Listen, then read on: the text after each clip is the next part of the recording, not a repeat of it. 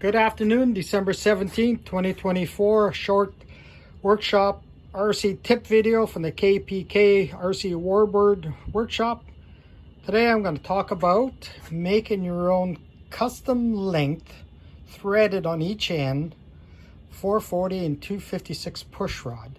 You know, you can buy these pre-made 440 or 256 push rods at the hobby store, but sometimes they're too long, too short, only threaded in one end. So you can see in the Hawker Tempest here, I've created a 440 push rod here. It's threaded both ends. I like threaded connections. I'll have a clevis in one end and probably a ball link at the other. And that's how I like to hook up my control surfaces. Years ago, in the IMAA magazine, IMAA was the International Miniature Airplane Association. They were dedicated to big airplanes, 80 inches and above, that thing. But they disbanded about, I don't know, 10 years ago.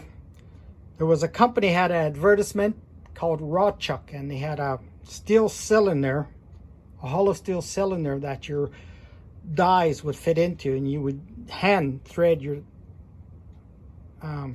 push rods.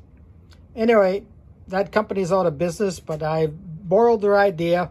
The material I use is mild steel welding rod or welding wire. It comes in these like 3 feet tubes. For the 440 material, it's 1/8 inch diameter. For the 256 material, it's what they call 3/32, which is actually 2.4 millimeter or 0.12 inches. And what you need is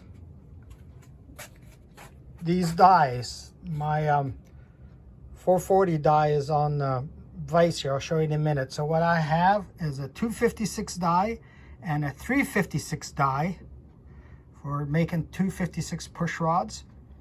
And this is a 540 die, and this is the 440 die on the push rod. So what you do to make the push rod, you cut the welding rod to length. First you thread it. This is for the 440 push rod. You thread it with the 540 die, and that's to cut the excess material off. And once you have the threaded with the 540 die, you put on the 440 die and you cut the 440 thread on it, which I'm doing now. I also use some Rapid Tap lubricating oil so that it cuts nicely. I'll bring it back off here.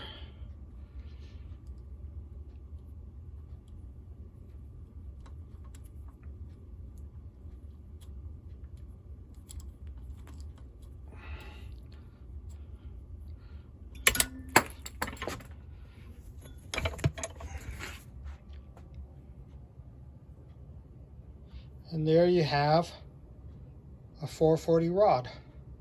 I'll just put it on a workbench, and see the other side is untapped. And so I would cut what length I need and tap the other end. I'll also post a link to a PDF in the comments section, and that you can download the PDF. It has more information on the old RODCHUCK method of making custom length threaded 440 and 256 push rods. For 256 push rods, I use the smaller welding rod. I thread with the 356 die first to remove the excess material. Then I thread with the 256 die. I bought the dies and tap handles off eBay. They were $5 to $10 each. I bought the extra handles so I don't have to keep switching out the dies all the time. Makes things go faster. I will say, you know, in the 10 years or so that I've been making these custom push rods, I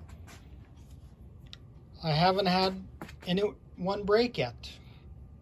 So they work quite well, and hope this is useful in your shop.